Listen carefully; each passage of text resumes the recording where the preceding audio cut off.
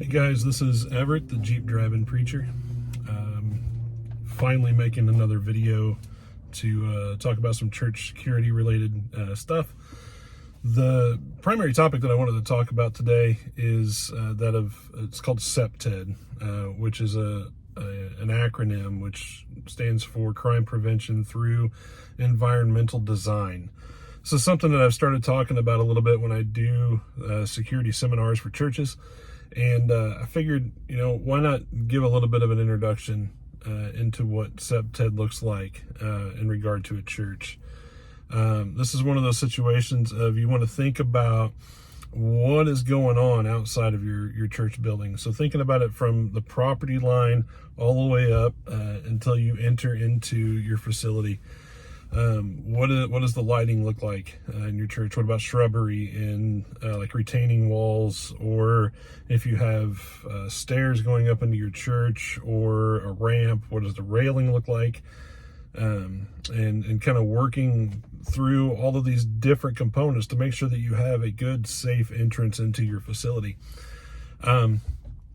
So first of all, thinking about lighting in your parking lot. I like bright lights, right? So when I walk into my house and I turn the light on, I want to be able to see when I get into the house. But this isn't necessarily the best option for parking lot lights, because when you have a super bright light at night, you have this really stark contrast between the light and the shadow. And that can create a difficulty in being able to see if there's anybody hiding in the shadow. It also causes difficulty if you have any cameras that you're using within and without your facility. And the super bright lights can cause some bright spots on your cameras, can make it difficult for your cameras really to focus and to really see what's going on in their field of view. So you kind of want to go with a little bit of a softer light. Almost a yellowish light is helpful, because then it still illuminates the area. Light is one of those things, when we read this in scripture, the light makes the darkness run away, basically, right? So darkness flees from the light. And so when you have some sort of lighting, you want to have a consistent lighting, something that is still going to flood the area with light, but it's not going to infiltrate your neighbor's property, right? You don't want your light to be shining into your neighbor's bedroom window. That's going to create some frustration between your neighbor and you.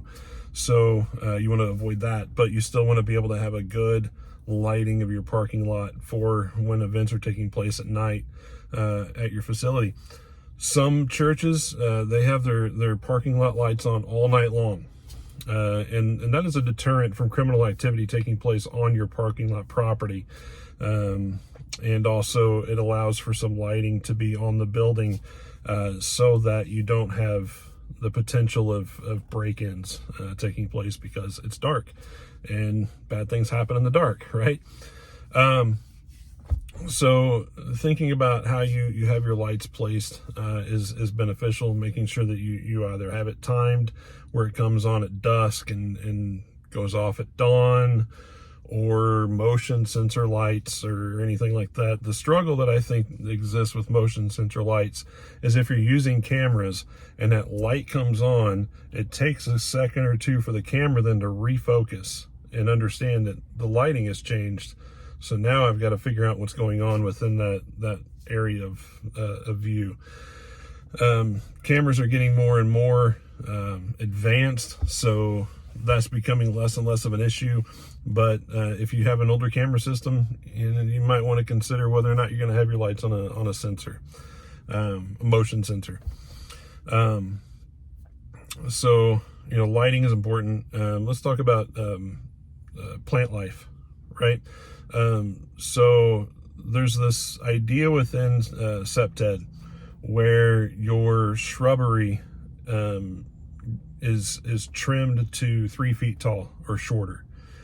And then if you have trees, your lowest branch is at 10 feet. So there's this 3 foot to 10 foot window. So 7 feet of open space where if you're walking around, you can see through it. Cameras can see through it.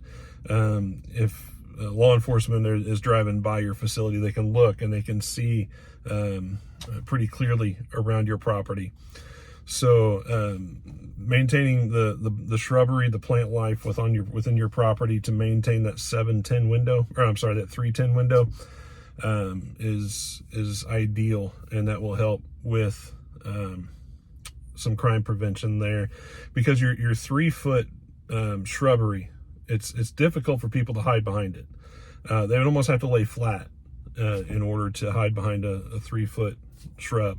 If they're even if they're on their hands and knees, it's more difficult for them to then complete their activity of whatever crime it is that they're going to do, because then they got to stand back up, and that takes time.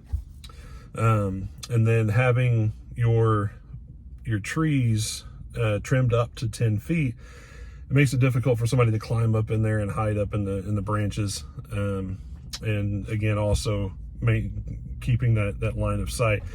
Not only that, but I'm 6'8", so when the tree branches hang low for your average person, it's okay.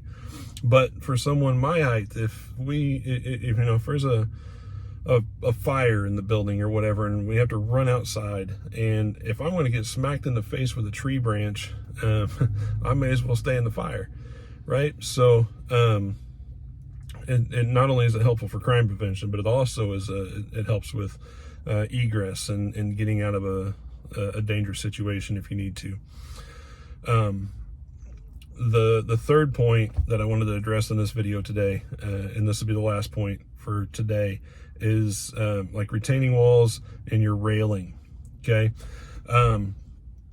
what you want to work toward having is a slotted railing. Whatever it looks like. Sometimes we want to hide a ramp because we think it looks unsightly. I disagree with that idea. I think that a ramp is welcoming, that helps our community know that, hey, we're here to be a service to you, and we want to make sure that you can comfortably come in and worship with us. So make it known you have a ramp.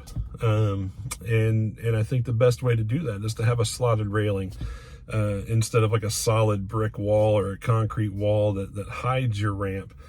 Not only does it create a welcoming environment for those that might need the ramp, it also makes cleaning the ramp off a lot easier, especially in the wintertime. One of my favorite things about the way our railing is set up at our church in Mobridge is that I can just take my shovel and I can just shove the snow out from underneath the railing on our ramp. It makes it super easy, and it's not a whole lot of work to get that done. And the same thing with the steps. I can just put my shovel on the step and just push it all to the side and go back the other way, and I've got that step completely cleared off in 2 swipes. No big deal. I don't have to scoop up over the top of the railing or anything like that. And it also keeps people from being able to hide behind a retaining wall or a brick wall that is hiding hiding stairs or a ramp.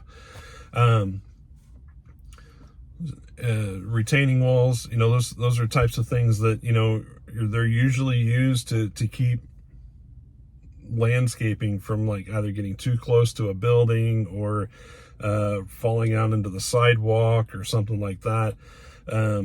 While those are important, they also present a hazard. So you want to make sure that if you're using a retaining wall, keep the area well lit. Try and get some lights on that retaining wall. If there's dead space on both sides, then light both sides. I remember one place that I worked, there was a retaining wall that came out from the side of the steps, and then there was a gap between the retaining wall and the building that was like maybe 10 feet between the two, and it was dark in that corner.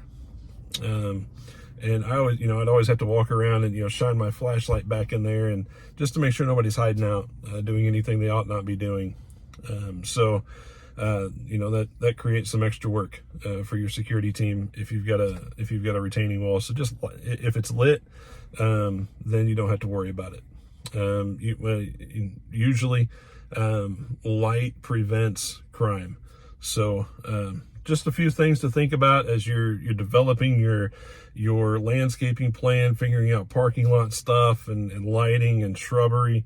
If you're going to be adding a ramp at any point in time to your facility, that just gives you something extra to think about.